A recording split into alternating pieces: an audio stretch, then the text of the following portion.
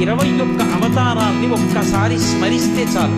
ఈ 21 అవతారాల్ని ఒకసారి వింటే చాలు.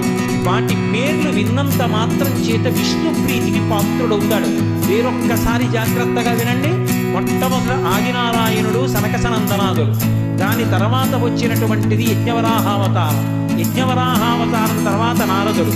నారదుడి తర్వాత నరనారాయణుడు. నరనారాయణుల తర్వాత వచ్చినటువంటిది కపిలావతారం. కపిలావతారం తర్వాత దత్తాత్రేయావతారం. దత్తాత్రేయావతారం తర్వాత యజ్ఞావతారం. యజ్ఞుని యొక్క అవతారం తర్వాత వృషభావతారం. వృషభావతారం తర్వాత వచ్చింది పృథుమహారాజు గారి అవతారం. పృథుమహారాజు గారి అవతారం తర్వాత వచ్చినటువంటి అవతారం మత్స్యావతారం. తర్వాత కూర్మావతారం. తర్వాత ధన్వంతరి.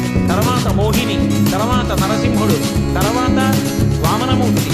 తర్వాత పరశురాముడు. తర్వాత రాముడు. తర్వాత రామచంద్రమూర్తి. తర్వాత బలరాముడు. బలరాముడి తర్వాత కృష్ణ భగవానుడు. కృష్ణ భగవానుడి తర్వాత ఏకకాలంలో 2 అవతారాలు ఉండొచ్చు వీటిల్లో. కృష్ణావతారం. కృష్ణావతారం తర్వాత బుద్ధావతారం. బుద్ధావతారం తర్వాత కల్కి అవతారం. మొత్తం 21 అవతారాలు.